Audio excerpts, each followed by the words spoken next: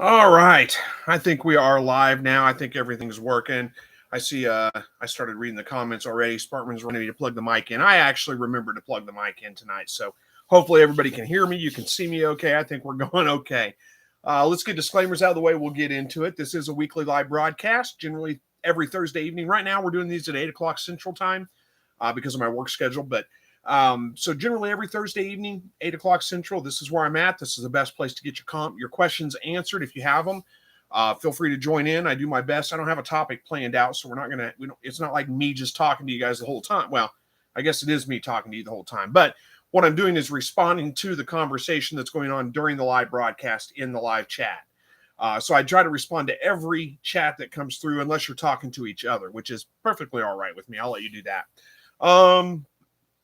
So we can talk about whatever you want to talk about. Pretty much anything. Just be polite, keep it family friendly. Don't start cussing at anybody or be hateful with anybody or anything like that. And we'll get along just fine. So let's jump into it. We got Verna here from Vay's Place says, "Hey, Chris, I got the first like and the first comment tonight." Nice. Thank you very much for that. I appreciate it. Good to see you, Spartman. Thanks for the reminder on the microphone, but I think I got it. Let me scroll down, just make sure nobody's saying we can't hear you. Just in case. That would be funny if they were, but no, we're good. Dawn from South Central Illinois, good to see you. We got Jennifer. Oh, she's saying hi to Verna. And but that's okay. We're glad to have you. Dawn said had a bunch of bad storms roll through today, but the monsoon was badly needed. Boy, we need the rain too. We had a storm come through. Let's see, it was night before last, I guess. I slept right through it, so it wasn't a very bad storm. But we did get a little bit of rain. Not much, I don't think. We need a lot more, that's for sure. Spartman says, nothing here. We did get rain the last few days, though. Yeah, we need more. Lots more. Verna is saying that they got a few sprinkles. This one is one of the reasons the air quality stinks. Yeah, well, probably is, yeah. And Dawn's saying they got the first real rain since May, a whole 1 3/4 inch in about 30 minutes. Ooh, that's too fast. But it is nice to have the rain. But yeah, definitely not a 1 3/4 inches in 30 minutes. That's a lot of water all at once. Dawn says, I think our air quality must be back to normal. I don't see any smoke after that storm. Nice. I don't know. Yeah, I don't know how far the smoke is coming down from the Canada wildfires. I guess I don't know how much of the country that's affecting, but I've been seeing it on the news. It's not affecting us at all. We don't have any smoke in the air. Spartman says, I think over the last few days we've gotten around 2 inches total. Yeah, that'd be nice. I wish we did.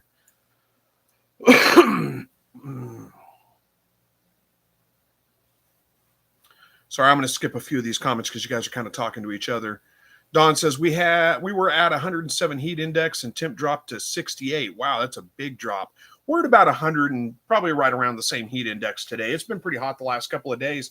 Honestly, I don't think it's been that bad. I mean, it's hot, but it's not just, knock you over hot to me. I guess I'm kind of acclimated to it. I don't know. But everybody's doing okay in it so far. I'm going to skip over these, let you guys talk to each other. There's Andy Rabbit. Good to see you. Andy Rabbit said, don't forget to hit the like button. Thank you for that. I appreciate it. Oh, my goodness. I just scrolled and went too fast. Oh, Jennifer. There's Jennifer. She says, hey, Chris, thank you for D. I don't know if there's more to that. Oh, for showing us about knots. Oh, yeah, you're absolutely welcome. That's one of my favorite things. I like knots for some reason. I know I'm a weirdo, but I think ropes and knots are interesting. So it is one of those things. I use it all the time. And you can actually thank Sew and Tear because she's the one that made that suggestion. I said, hey, that's a good idea. We'll do it. Child of God is here. Good to see you. Thanks for joining. And then we got Andy Pearson from Tonganoxie, Kansas. I don't even know where that is, but thank you for joining too. I appreciate that. Caesar, good to see you. Thanks for joining. And Frank says, Frank Meyer says, I'm slightly gangster. Okay. Whatever works, man. Ed Got Bates here says, hey, Chris, in response to your video on knots, there's a great app called 3D knots, has thousands of knots for just about anything. Shows you how to make them and easy to follow. That's interesting. I do have a knot app. I don't know what it's called. You said it was called Knots. What's it called? There's a great app called 3D Knots. I don't think that's the one that I've got. I haven't used the one I've got in a long time, but no, mine's just called Knot Guide, but it does show how to tie knots. Same kind of app. So yeah, those are pretty helpful.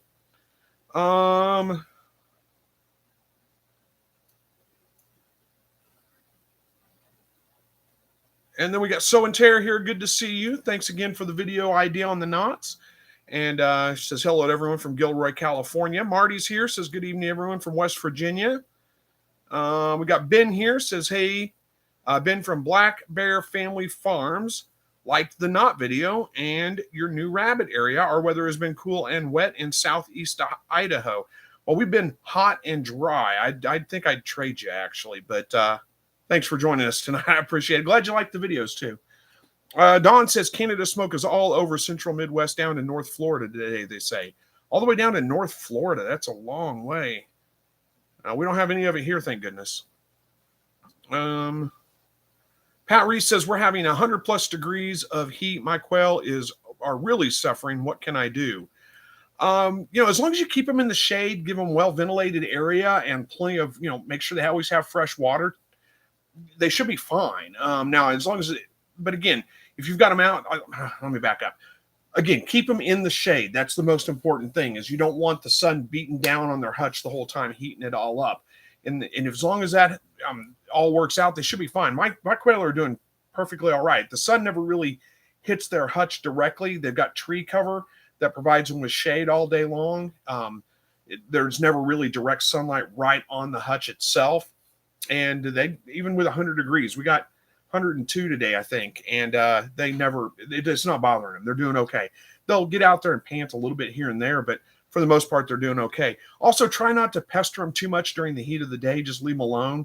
Don't get out there and get them all worked up and running around the cage and stuff in the middle of the day. You could put fans. If you live in a very dry, arid climate, you could try something like misters or a swamp cooler, but we've got too much humidity here. That wouldn't work here. And I don't know what part of the country you're in, so I don't know if that would work for you either. But those are things that you could do. Now, you don't want to put the mister where it's misting the birds directly. You want to mist like the hutch, the cage itself. And as that evaporates, that will provide a little bit of a cooling effect to them.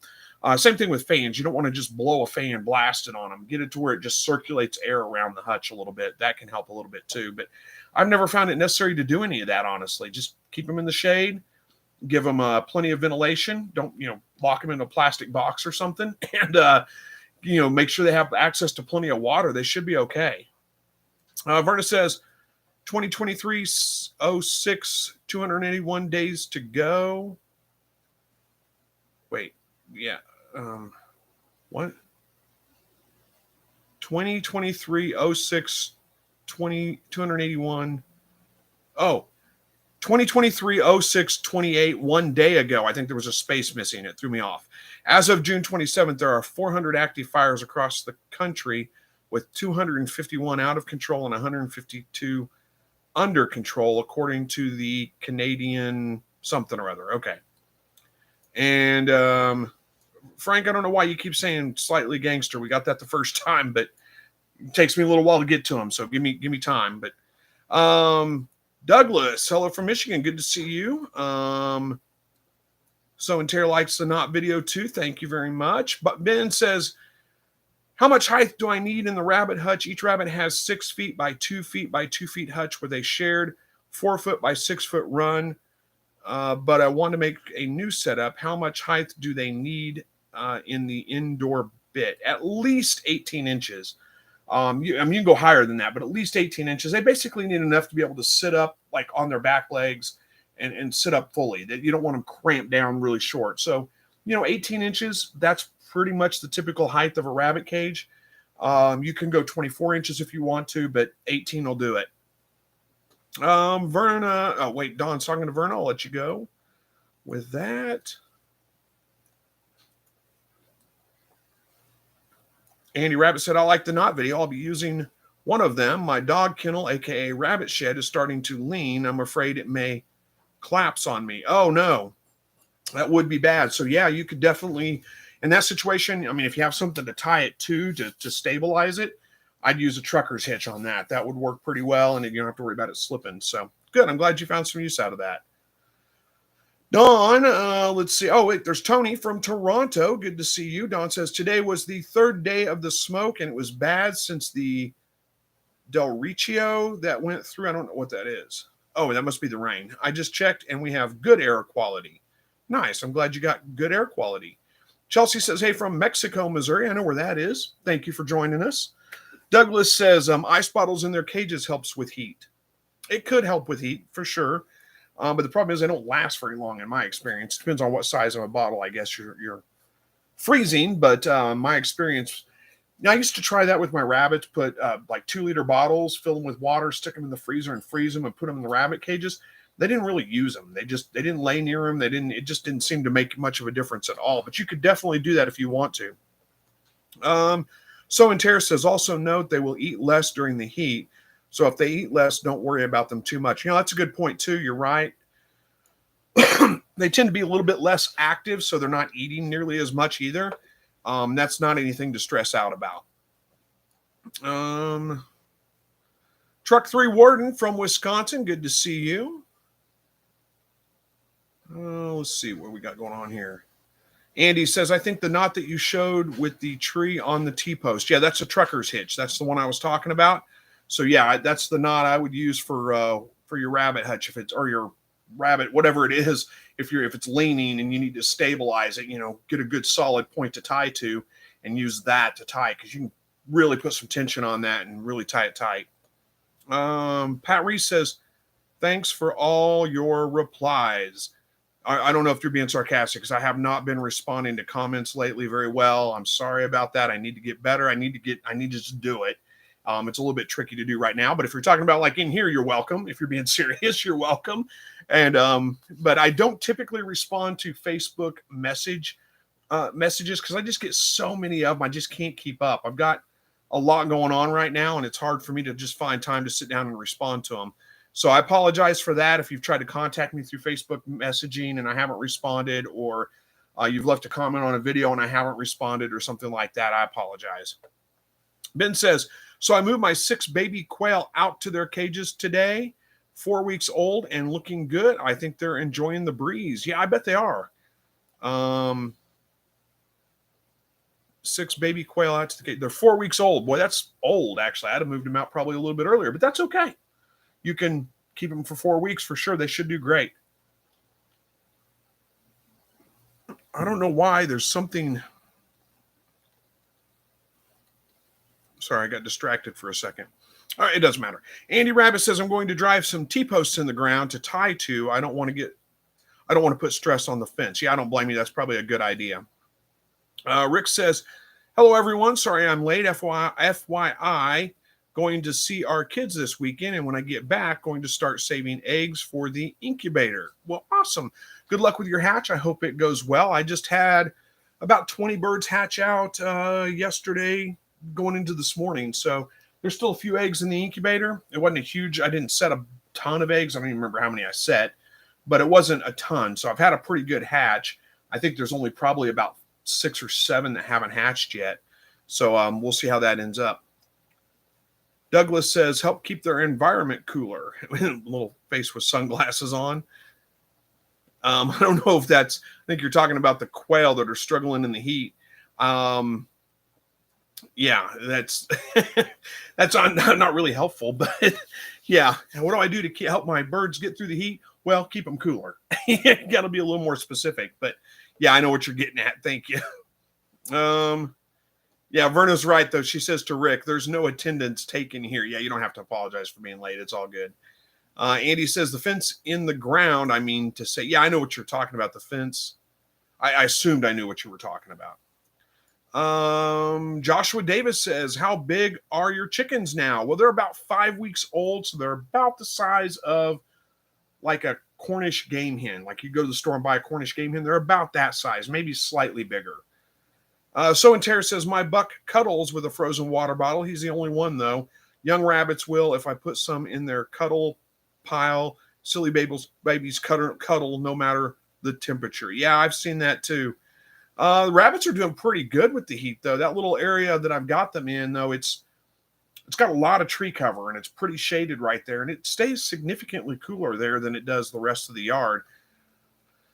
Scrap 5000 says, "What's up, everybody? Greetings from New York City. Smash the like button." Well, thank you for that. I appreciate it. Scrap 5000 says, 45 watching, only 24 likes. That's okay. I'm not gonna. Doesn't hurt my feelings. You can like it does help to like the videos, and I appreciate it, but it's okay if you don't. Andy says, "I don't understand how the rabbits can pile up on each other in this hot heat like that. I don't get it either. I've always wondered that, but they do." Pat says, "No, really, I appreciate the comments on what to do in the heat." Oh, no, you're absolutely welcome. I wasn't trying to be hateful or rude or anything. I really didn't know if you were just trying to be sarcastic to me or not. I deserve it if you are, because I have not been very good at responding to comments for a while now, honestly. It's just gotten a little overwhelming and too much going on, but no excuse. I just haven't been good about doing it. Ben says, "What's the best size for a doe and babies? The best size cage for a doe and babies?" I use 36 by 30 inch cages, and that's fine for my rabbits when they have a litter, all the way up until about, well, till the rabbits reach about 4 pounds, wherever that is. Depends on how fast your rabbits breed or how fast your rabbits grow. But it works fine. It handles them just fine, and that's what I use. Now, I do have I'm going to be building some grow out pens and moving my babies into those grow out pens a little bit earlier, just because especially in the heat of summer. But these rabbits that I've got now, they're growing out a little bit slower, so I need to get them separated, the males from the females. They're not quite reaching, processing weight yet, and they're probably, 10, 11 weeks old, so it's about time to get them all separated. But anyway, hopefully that answered your question. 36 inch by 30 inch, 18 inches tall. Ben says, "It's been real cool at night here in Idaho. That's why I waited a week. We had a freeze warning last week for 2 days." Oh, I get it. Okay. Yeah, it was 100 degrees here today, so I wasn't thinking about that, but it makes sense. Is it Tallahatchie Two Steps says, "Greetings from Mountain Home, Arkansas." Well, greetings to you too. I know where that is. Ben saying hutch size. Yeah, I kind of figured out what you were talking about. Douglas, let's see, says, "No, the ice bottle helps keep their environment cooler." It can, yeah. I honestly don't know how much of a difference it makes or not. I'm not saying you're wrong at all. It's not a bad idea. It's not a bad practice. Throw some ice bottles in there. It very well may help, especially if you've got a little bit of a breeze blowing across them. Yeah, it's got to help, right? Scrap 5000 says, "Chris, anyone else notice that it's not regular forest fires? A line 1,200 kilometers long got lit all at once. That's not natural. That's arson. And anyone notice that it stinks of plastic?" I don't know. Like I said, we're not dealing with any of that here, so I don't know. I can't answer that. I've seen the news talking about the wildfires and the smoke, mostly in like New York area and that kind of stuff, but I honestly haven't paid a ton of attention to it, other than to just pray for the people that may be in the path of the fires. But that's it.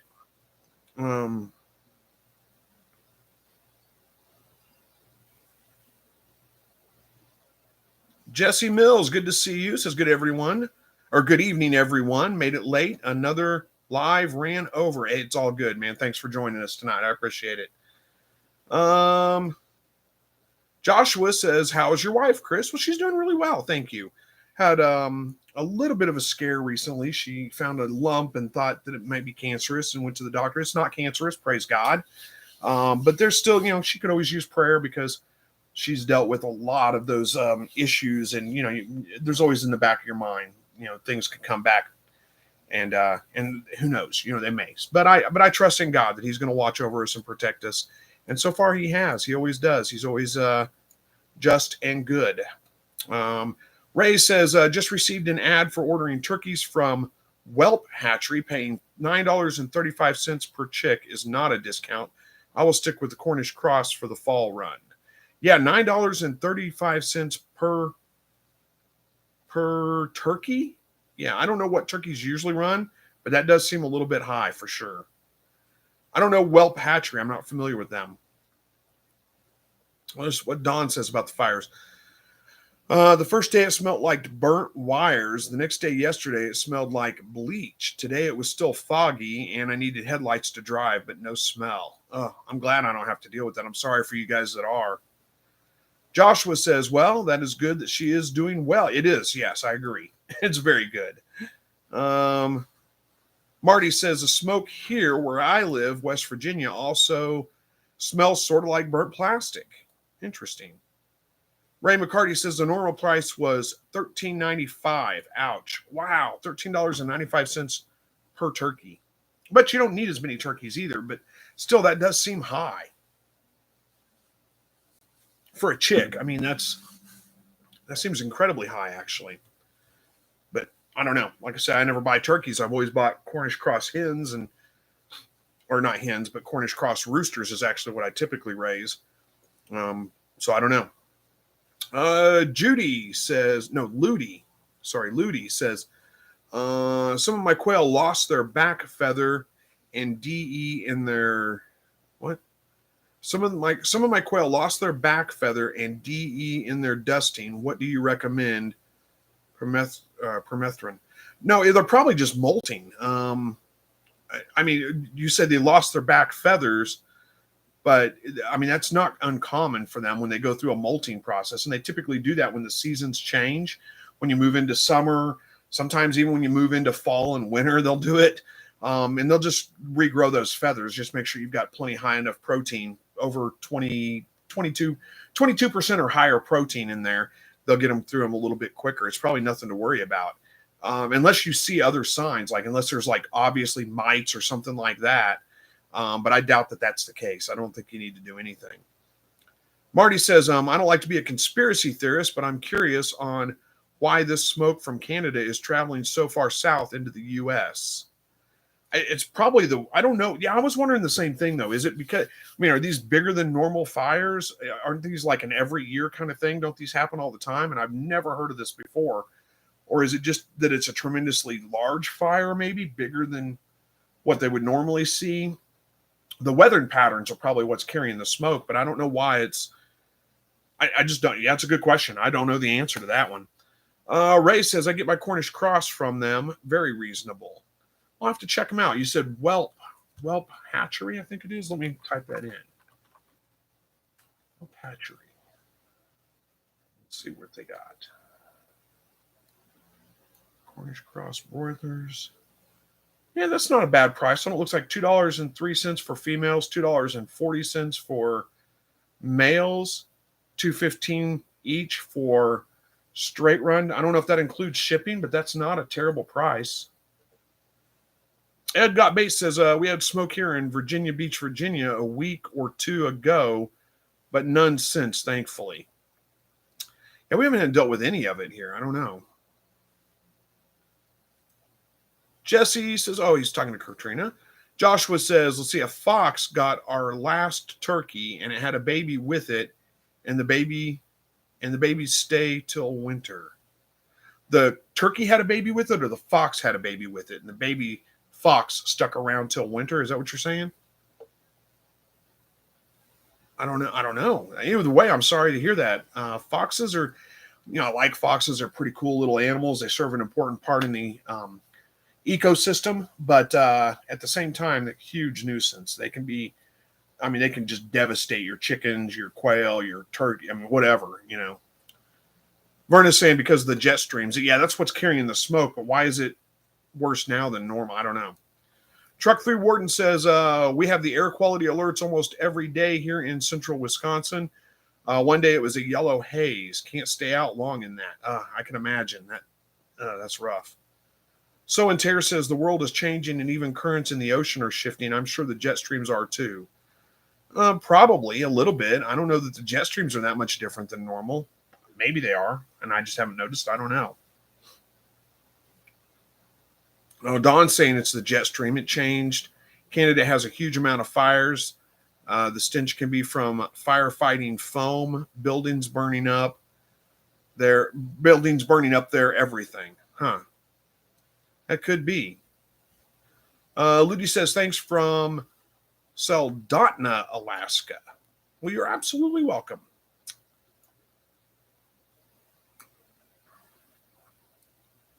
Ray says free shipping on that whelp hatchery. Interesting. That's not a bad price. I can't remember what I paid. Let me do some math here real quick. See what they say.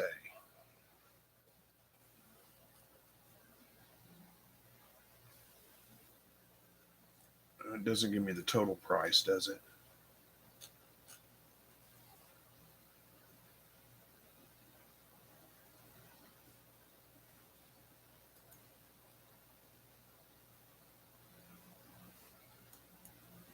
I want to see the total price. Sorry.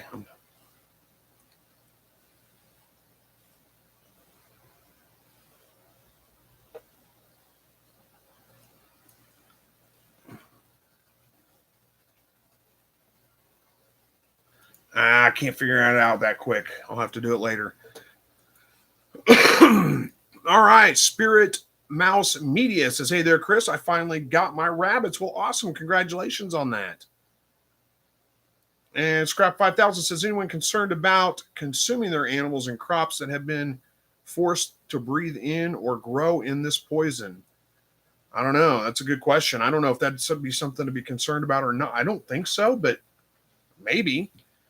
Verna says, yes, if you watch Ryan Hall, y'all, he is telling about the strange weather patterns and such. I don't know who that is.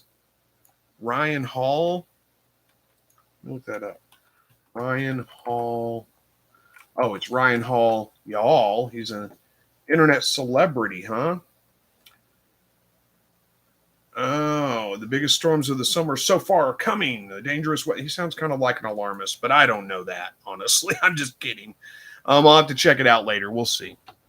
Ray McCarthy says my September order was $53 for 26 chicks. That's about $4 cheaper than what I paid. No, it's about $7 cheaper than what I paid for my 26 chicks that got to me. So not a bad deal. That's pretty good. Rick says, do you have a YouTube channel? Just curious. Yeah, Verna does have a YouTube channel. It's Bay's Place. You can find it on YouTube. Douglas says, Chris, I'm looking for a trio meat breed. A trio of what meat breed? A trio of rabbits? Is that what you're talking about?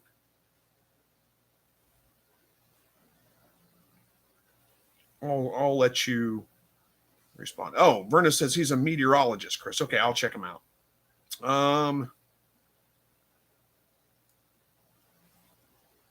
Don says Ryan Hall, y'all, is a meteorologist. Okay.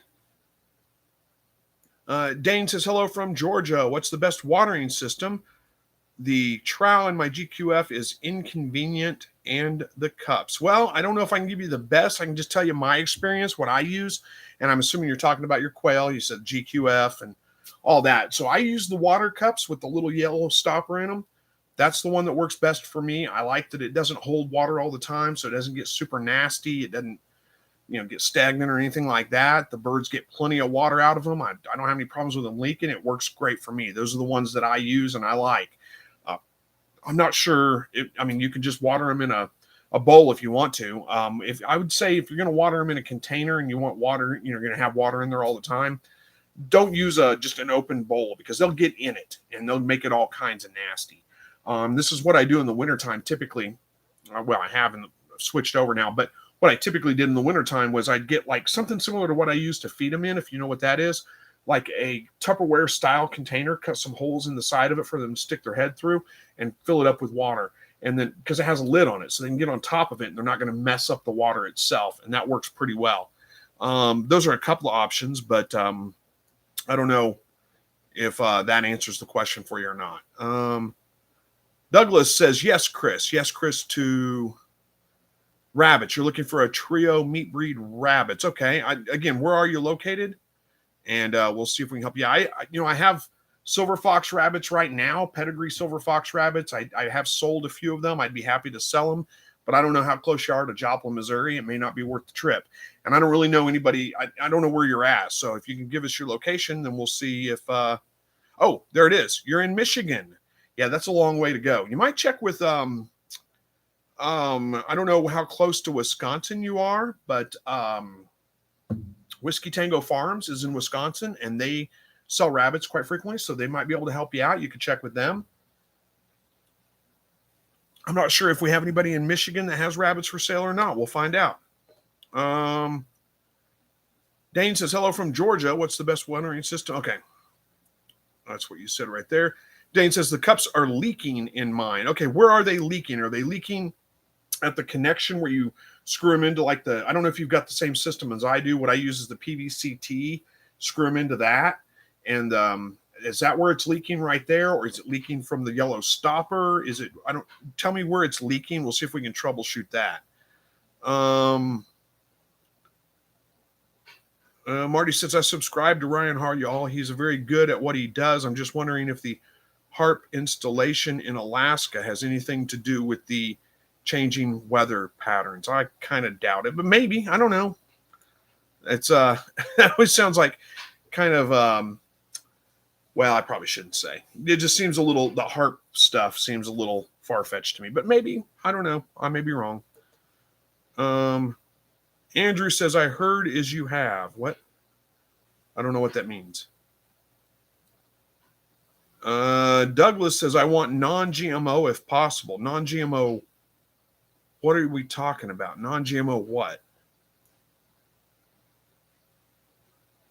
Oh, okay, Dane. Let me help you out here. Okay, so Dane says the yellow stopper's open and flooding my poop trays. Okay. There's a couple of reasons that could be happening. There could be some dirt. You can take the cup off and the little yellow stopper out and clean that out and see if that fixes the problem.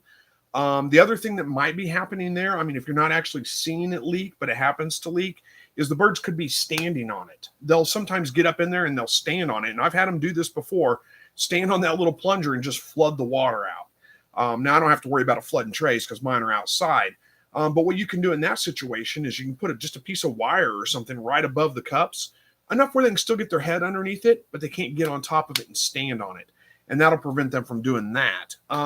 Also, those little rubber gaskets inside where there's a little rubber, like an O-ring, that goes around that little yellow stopper there. So sometimes those get worn out. You either have to replace that or just replace the cup, one of the two. But just that I've found, I couldn't tell you what size they are, but I did find some rubber O-rings at like one of the local hardware stores that they just had an assortment pack, and it had a whole bunch of those that were right about that size. And I've replaced those before, and it works pretty well. And then every once in a while, I just replace them, just get new ones. But those are the two things that I've noticed when I've had issues with them leaking. A lot of times there's like a grain of sand or something like that will get up in there, and it keeps it from sealing whenever the stopper is released. So you just take it apart and clean it out real good and put it back together, and it works just fine. Andrew says, is there any truth to having water misting with quails? Had a young, I've got the feathers, and I don't know where the rest of that went. Is there any truth to having water? I don't know what you're asking me. What do you mean by, is there any truth to having water misting with quails? Had a young, I've got the feathers, and then it stops right there. So probably ran out of room. I'm confused on that one. I don't know how to answer that. If there's any truth to having water, I don't know if you're asking me about, is there any truth to misting them? I don't know. You're going to have to ask me again in another way or something. I'll do my best to answer. Joshua says, how you doing, Chris? I'm doing well. Hopefully you are too. Thanks for asking. I appreciate that. All right, Andrew, I'm waiting to see your response and see if we got more to that. We'll get your question answered. Spirit Mouse Media says, do you free feed your rabbits or do they eat on a schedule? So the babies, whenever I have young rabbits or mothers with young rabbits, they get free feed. I just keep their feeders full, and I fill their feeders up every day. It's not necessarily full all the time, but for the most part, it's full all the time. They get free feed. But when they don't have nursing young on them or they're full-grown rabbits, then they get just as much feed as they'll eat within 24 hours. You want them to be just a little bit on the hungry side whenever you go to feed them. So like my bucks, my does that don't have babies on them at the time, it's usually about an 8-ounce cup full of feed every day. But you're going to have to kind of check your rabbits. You can be able to figure it out. Some of them, I've got a few rabbits that eat a little bit less, a few that eat a little bit more. Well, I say a few. One of my one buck, he doesn't eat as much as the rest of my rabbits. For some reason, he eats a little bit less. I think he's just not as active. He's pretty lazy. And then I've got one doe that eats more than all the others. And it's just for whatever reason, don't know why. But it's not significantly more or significantly less. It's just a little less and a little more. So anyway, so here's what I do is I go out, I feed them every morning. If there are, start with an 8-ounce cup. Let's say I've got a little cup out there that's about 8 ounces. That's what I give them. That cup about full. And then the next day when I go out to feed them, if there's still some pellets left in there, well, then I decrease that just a little bit less. And if there's no pellets left in there and I put the feed in there and they just dive in like they're just starving to death, well, then I give them just a little bit more. But if there's no pellets left in the feeder and I put the feed in and they may walk over there and eat a little bit of it, but they're not just like, oh, I'm dying, then that's about the right amount of feed to give them every day, if that makes sense. So, yeah, you don't want to overfeed your rabbits because they will overeat. They will get too heavy, too overweight. Oh, look, there's a link to a video. Let's see where. I did a video on fixing a leaky water cup. I didn't remember I did a video on that. Thanks, Berna. She left a link to that video. So hopefully that is a little bit more of an explanation. That was a while back, wasn't it? 3 years ago. Yeah, I've forgotten completely about that. Thanks, Donna. Or thanks, Verna. Appreciate that. All right. Douglas says, non-GMO rabbit, Chris. I raised my quail non-GMO. So you want the rabbits to be non-GMO? I don't know that there is such a thing as a GMO rabbit. Or are you talking GMO, non-GMO feed? Is that what you're talking about? You want your rabbits to be on non-GMO feed? I get it. That makes sense. I'm not, I'd have to look into that one, honestly. I don't know. So when Tara says, or raise the cups like I have and they can walk under it and reach up to drink. This prevents them from stepping in the waters. Yeah, that's not a bad idea either. The only thing I would say there is make sure it's, like if you're going to be putting babies in that cage, you want to make sure the cup's low enough that the babies can reach it as well. Luckily, I haven't had any issues with any of the birds, standing on the cups or anything like that for a while. My current birds, no problems. It's been a little while since I've had that issue. So, and Tara says also when you install them, you have to push the gasket all the way close to the cup so there's no gap there. All the way close to the cup. I'm not really sure what we're talking about there. So when you install the plunger, you have to push it all the way close to the cup so there's no gap there. Are you talking?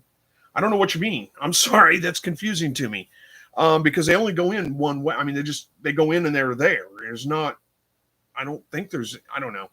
Maybe I'm just slow tonight and not getting it. I don't know if I get that one. Scrap 5000 says, speaking of GMO, don't buy any fruits or veggies where the sticker has an Appeal logo on it. Those are from Bill Gates Farms. Appeal, huh? I've never even seen what is an Appeal logo?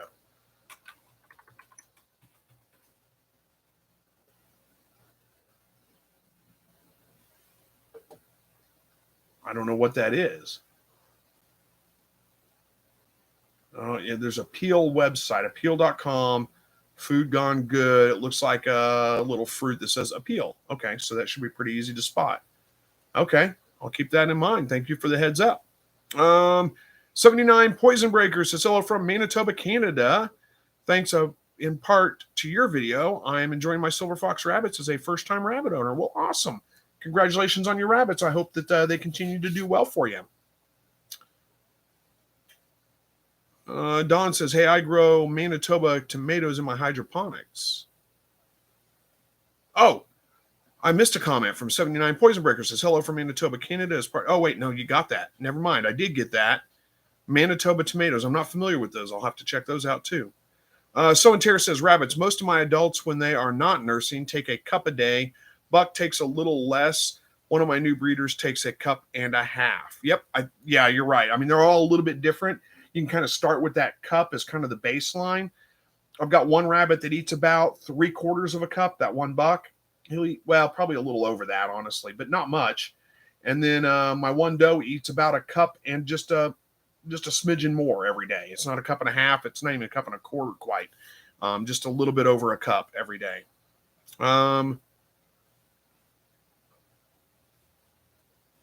Where you at here? MW says, what summer treats do the quail? How are we doing on time? We got 20 minutes left. We're doing good. All right. MW says, what summer treats do the quail most enjoy? One more year until I can build my quail coop. There's as far as summer treats, I don't know. I mean, there's all kinds of different things that you can give your quail. Things like cucumber are probably pretty good. Just cut them open. They like the cucumber. They'll eat those. Those are pretty high in water and hydrogen or moisture, so they're going to help them stay hydrated. It's probably easier to say things to stay away from than it is things to give them. They like all kinds of different things. Stay away from. Don't feed them tomato plants or like any of the nightshades, tomatoes, peppers, potatoes, any of those. Don't feed the actual plant to them. You can feed the fruit, like the tomato itself, to them. I don't know if they'd eat a pepper, but don't feed the leaves to them because that can be toxic. Other than that, there's only, don't feed avocado. I'd stay away from onion and stuff like that too. But other than that, you can feed them a handful of vegetables. You don't want that to be like, you're saying it right. It's a treat. It's not their main diet, but you could definitely give some, stay away from iceberg lettuce too. Iceberg lettuce, it's not good for anything. Don't feed it to your animals. I mean, I like it quite a bit on a sandwich, but don't feed iceberg lettuce to your animals. All right. I don't know if that helps or not, but that's a couple of different things that you can give them. Poison Breaker says tomatoes need to grow fast here, short summers, but quite hot. Yeah, we're pretty lucky here. Tomatoes take a long time to grow. So you're right. You would need, if you've got a short growing season, a short summer, because tomatoes do like hot weather, not necessarily dry, but hot weather. And you would have to have a pretty fast growing variety to make it through that. We have a pretty long growing season. Our growing season here is from like early May, first week of May until, well, for tomatoes anyway. You can get some things in earlier than that, some of your cool season crops. But, first week of May until really about October, roughly the first week of October, somewhere right around in there. So it's pretty long. So we're pretty lucky, but not everybody is that lucky. So and Tara says, awesome. 79 Poison Breaker. How's the smoke where you are? And then Dawn says that the tomatoes are almost 50% faster in hydroponics too. I grow Manitoba in the winter indoors. Awesome. Douglas says, correct, Chris. I don't know what we were saying correct to, but I'm glad I was correct. I've already forgot. I'm sorry. I lose track of what we're talking about because there's a while when I say something before I get to the next thing. Probably something about the GMO stuff, maybe. I don't know. 79 Poison Breaker says, I'm in the middle of Canada and very little smoke here. Lucky. I'm glad you don't have to deal with that. And Verna's saying because it's all coming to the U.S. Probably.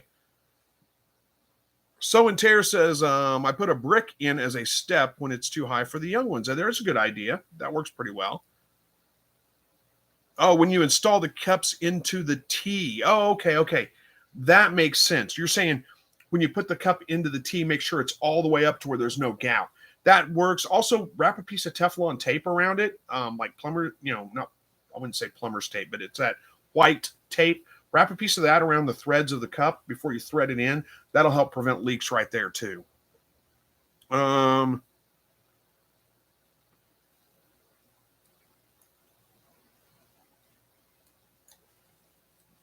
Verna's got some suggestions for quail treats: cucumber, watermelon, summer squash, and shredded greens. Those are all good ideas too. Scrap 5000 says the appeal looks like a little round orange with two small leaves on the top left and the word appeal underneath it. It's found on the sticker placed on produce with the barcode and grow type number. I have not seen those or heard anything about them. I'll keep an eye out for them though. Thank you for the heads up. Andy Rabbit says, I put a step in for the feeders or waters for young quail too. That's a good idea. That works pretty well, I'm sure.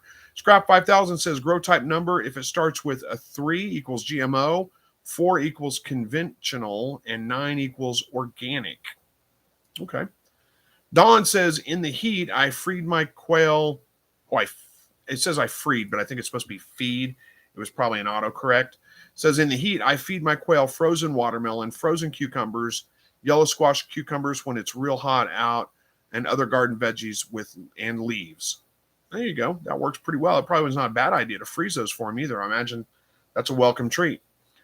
Spirit Mouse Media says, I change my rabbits' food once in the morning and once in the evening, and I notice a thin layer of food left in their bowls. I have one female that I think is a standard chinchilla, and the other female and male are lion head mixes. Okay, so are you wondering if that's too much to be giving them? I feed my rabbits once a day. I just feed them in the mornings, and that's how much food they get for the day. If there's a little bit left over the next day, I feed them a little bit less till I kind of find that balance. I don't know if that helps you or not, hopefully. Scrap 5000 says, if a 3, let it be. If a 9, then it's fine. Okay, that makes sense. Douglas says, yes, Chris, right on about the non-GMO. Okay, got it. Good. Verna says that is plumber's tape. Well, I mean, it's what plumbers use, but I think what I typically, when I say plumber's tape, what I'm referring to is more like that metal. I mean, it's metal. It's got holes in it. It's like a strip that you can wrap around pipes and screw it in to hold them up and stuff like that. That's what I typically think of as plumber's tape. The other one's called Teflon tape but I don't know. I may be getting it wrong. 79 Poison Breaker says, my rabbits seem to love all the parts of sunchokes, tops, and tubers.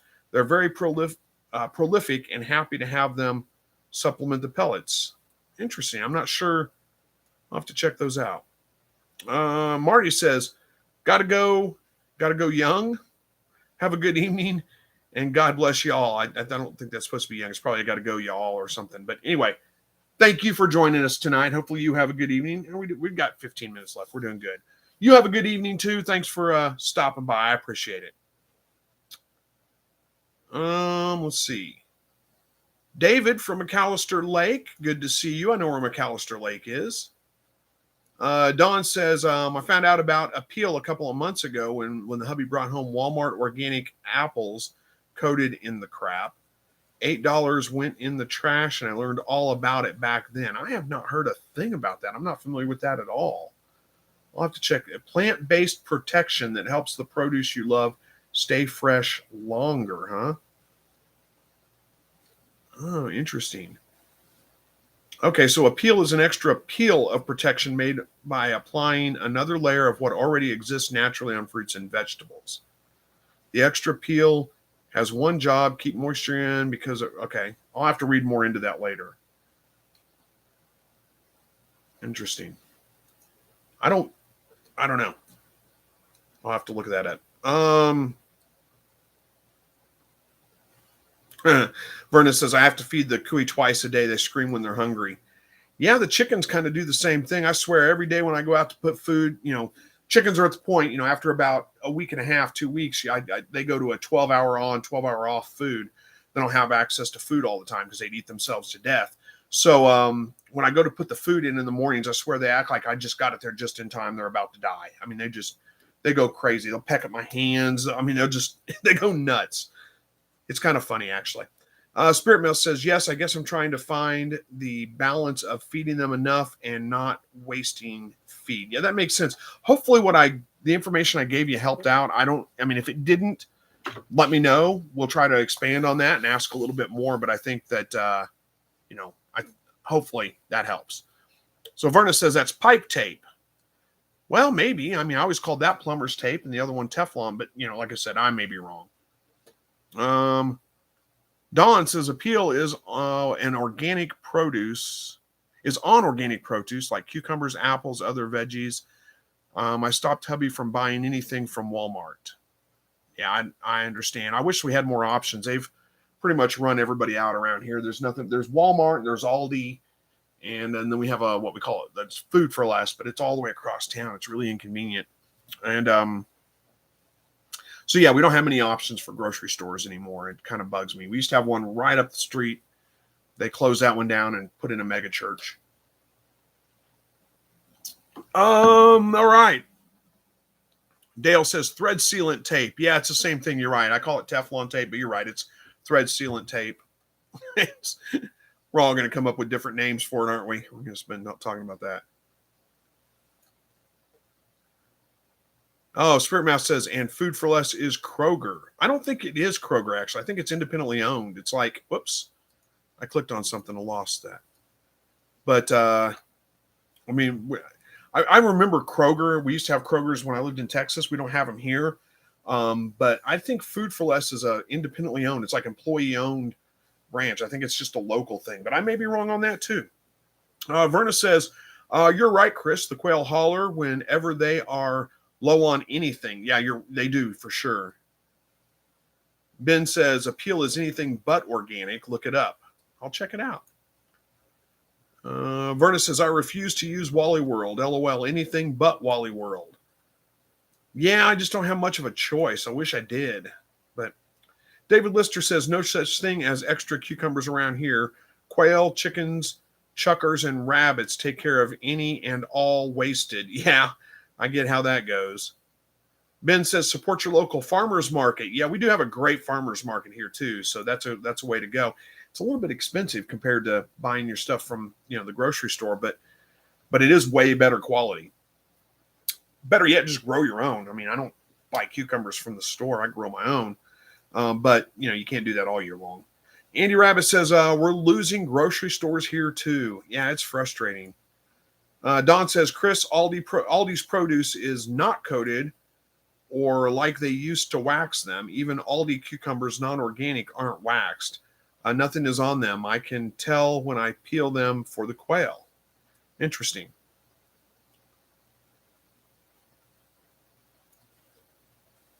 Oh, I'll have to check that out. You said that at least here, all of the products I see in Food for Less have the Kroger logo on them. Really? Where are you located? Because if I thought it was just a local thing, it was just here in Southwest Missouri, but I may be completely wrong about that. Andy Rabbit says, I can't afford the price at the farmer's market around here. Yeah, I know what you're saying. Farmer's market, they can get pretty proud of their stuff, and it's not terrible. We've got a really good farmer's market, but it is a little more expensive than what you would pay for it at, the grocery store. And you live in Chicago, huh? Let me look that up real quick. Food for Less. Now, the one here is, it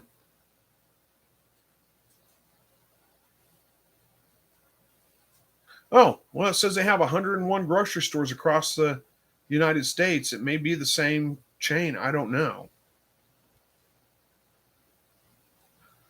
But I always thought they were employee owned, but I may be wrong. Who knows?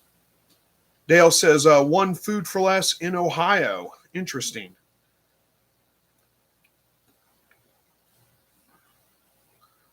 Let's see. Is it Shuaib? I don't know if I'm pronouncing your name wrong. I probably got it wrong. I'm sorry about that. But it says, hi, bro. I noticed my bunny died almost at 1 month above. I don't know if there's more to that. Hopefully there's more, because I can't really help with that. Unfortunately, it's just sometimes rabbits die, sometimes quail die, and you just never know why. There's just so many different things that could be happening. So give me some details. Let me know, what kind of setup you've got, maybe what kind of, what were the conditions, what happened at the time. We'll see if we can figure it out. So and Tara says it's a chain, maybe independently owned though. That's how grocery outlets work. Yeah, I guess. I thought it was just a local thing, but I guess it's not. I guess it's bigger than I thought. What I don't like, and I don't know if all the Food for Less are the same way, but you have to walk the entire store just to get something. The way they've got it set up, you walk in the door and there's the store, but you got to go around the whole thing if you just want to grab something. It drives me crazy. Andy Rabbit says a little higher would be okay. At least, a little higher would be okay. Last year, I wanted 5 pounds of green tomatoes to make something. They wanted $5.50 a pound. Wow, that is pretty high.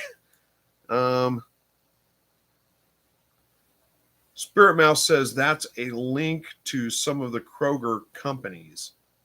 That's a link. I don't know if you tried to share a link, it won't allow you to share a link, so you can't do that. You could type it out with spaces and without the .com in the end, and I could figure it out from there probably, but you can't post a link. It won't allow you to do that. Let's see. Shuaib, and again, I'm probably pronouncing your name wrong. I'm sorry. Says, especially bloating. I guessed yesterday I gave a pellet, yet found one died on the bowl, maybe choked. I don't know. Oh, I'm sorry to hear that. So you could be talking about how old are these rabbits? You said, didn't you say you said that already? Let me look back at let me find your other comment. So they're a month old and they died. All right, have you removed them from the mother?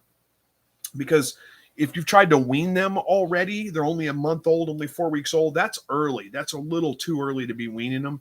Typically, you don't want to try to wean them at all until they're about 6 weeks old. And they could be getting weaning enteritis, which sounds like what you're talking about, bloating, all those kinds of problems. That could be the actual issue. Yeah, so and Tara says that's by design, so you buy more. I know it, but it just drives me nuts. I like to be able to go into the store, go exactly what I want, and get out, not have to walk the entire store to get out. We ran out of comments. How we do? We got 4 minutes left. Spirit Mouse says, "Oh, I see. It's the Food for Less website, and they have a section where they show the different companies owned by Kroger." Oh, okay. I didn't know that either. Let's see. Food for Less. They have a section. I'll have to look through that.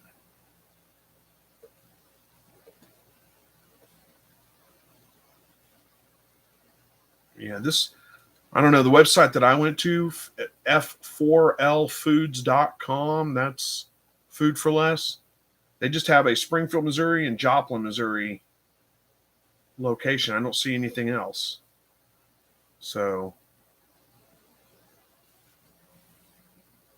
well, maybe there's another one, foodforless.com. Maybe that's the one that I want to check out. Our brands.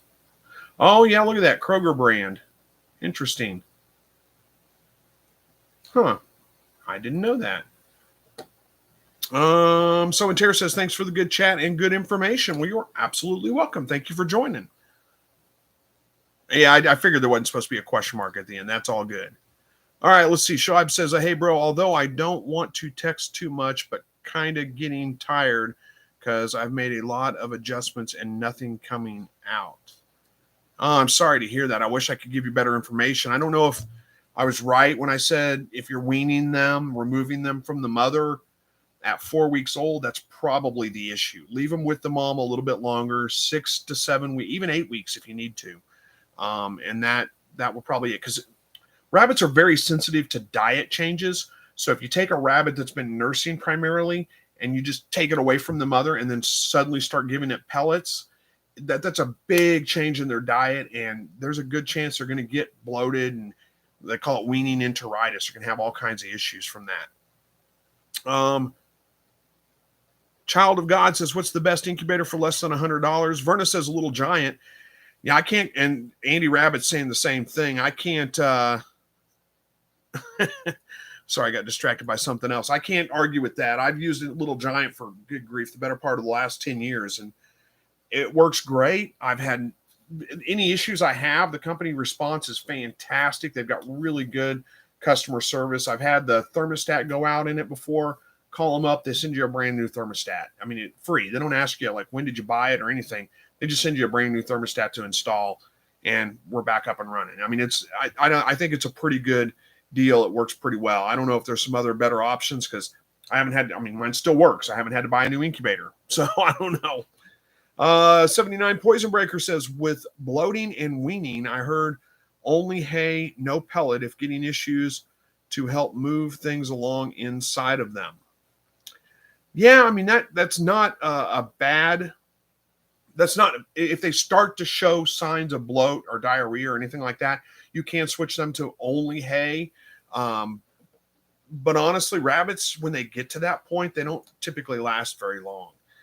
Diarrhea is almost a death sentence. I mean, almost always a death sentence. It's like the Oregon Trail for rabbits. You know, they die of dysentery. It's not, they don't recover very well from that a lot of times. You can give them baby gas drops like you would give to an infant.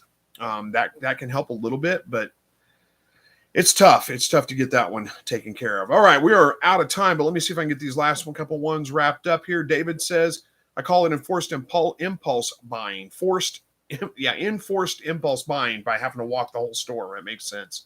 Child of God says the styrofoam concerns me with sterilization after hatching. Shouldn't be an issue. Wash it out a little bit. I just wash it out with some Dawn dish soap, and sometimes I'll, if it's like still smells or whatever, set it outside in the sun for a day. It's fine. Andy Rabbit says, I have no problems with cleaning after using it. It's not, it'll get all stained up, but it's not a big concern. Don't worry about it. And let's see. Schwab says, AO is the better way of introducing green, mostly found at my region without causing bloat, sir. My 3-month-old died, but is there any necessary treatment? I'm having a hard time following exactly what you're asking me. I think you're saying, is there a better way of introducing green? Okay, I think that's what you're saying. Is there a better way of introducing greens to your rabbits without causing bloat? Okay, so that goes back to very quick changes in diet. Yeah, if you want to introduce greens to your rabbits, just do it very slowly, a little bit as a treat. Do that for 3 or 4 days a week. Increase it a little bit more. Do that for a week and then increase it a little bit more. You're just going to have to do it slowly over time. You can't just make a quick change either. Andy Rabbit says, Chris has a video on cleaning the Little Giant incubator. I do, and I may not even be as strict as I was in that video at the time, but I just wash it out. Sometimes I've got, a Listerine water mixture, half Listerine, gold Listerine, half water. I'll mist it down with that. That's a good antibacterial. It'll kill all the bacteria on it. But, you can just set it outside in the sun, like I said, and the sun it'll kill everything. John Holder says, I have a rabbit that gives birth, and then the next day she pulls hair. She hasn't taken care of them. Had 2 litters so far. Anything I'm doing wrong? It doesn't sound like it. You're saying, that sounds right on track. She gives birth. The next day she pulls hair. That sounds right on track. As far as not taking care of them, you probably won't ever see her take care of them. That's not uncommon at all, but that doesn't mean she's not. So I don't know if are they dying, or you're just getting worried because you never see her in the box actually feeding them. You probably won't ever see that happen. They just tend to do that in the middle of the night when nobody's around. And the rest of the time, they don't pay much attention to them at all. That's just a survival instinct on their behalf. So I don't know if it doesn't sound like you're doing anything wrong. If you're having issues, I got to wrap this up, so I'm not going to have time to probably respond. But if you're having issues with them actually just dying because she's not taking care of them, it's probably time to get a new mother rabbit. There's nothing you're doing wrong from the sounds of it. She should, if she's having the babies, pulling fur and putting it over the top of them, and she's not feeding them, not taking care of them, I'd get rid of her and get a new rabbit, unfortunately. So, all right, guys, I got to wrap this one up. It was good seeing you guys. We should be back next week, Thursday. I don't see any reasons why not at this point. Thank you all for joining me tonight. It is always a pleasure. And until next week, as always, God bless.